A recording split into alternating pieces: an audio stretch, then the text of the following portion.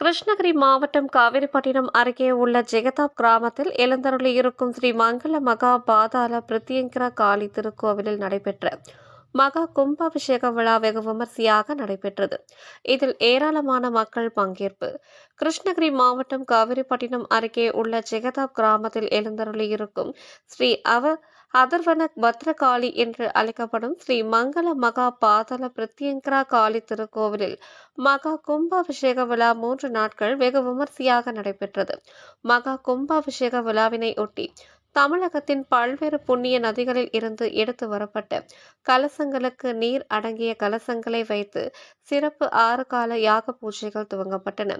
இதைத் தொடர்ந்து விழாவின் முக்கிய நாளான இன்று சிவச்சாரியார்கள் தலைமையில் வேத மந்திரங்கள் முழங்க யாகசாலையில் வைத்து பூஜிக்கப்பட்ட பூரண கும்ப கலசங்களின் கடம் புறப்பாடு நடைபெற்றது.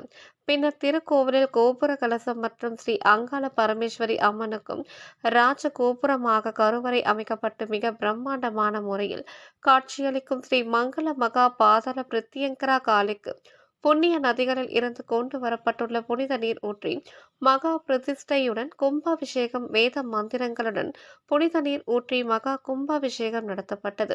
இதையடுத்து கற்பூர தீபாராதனை காண்பிக்கப்பட்டு பக்தர்களுக்கு மீது புனித நீரானது தெளிக்கப்பட்டு தீர்த்த பிரசாதமும் வழங்கப்பட்டது.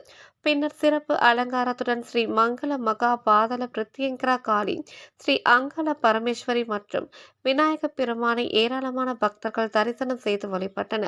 இதனைத் தொடர்ந்து அனைத்து பக்தர்களுக்கும் அன்னதானமும் வழங்கப்பட்டது. தொடர்ந்து 48 நாள் திருக்கோவில் மண்டல பூஜையும் நடைபெற உள்ளதாக ஸ்ரீ மங்கள மகா பாதாள பிரத்யங்கரா காளி உபசகர் ஜெகதாப் சக்தி ஸ்ரீ பிரகாஷ் சுவாமிகள் தெரிவித்துள்ளார்கள். Download ShareChat.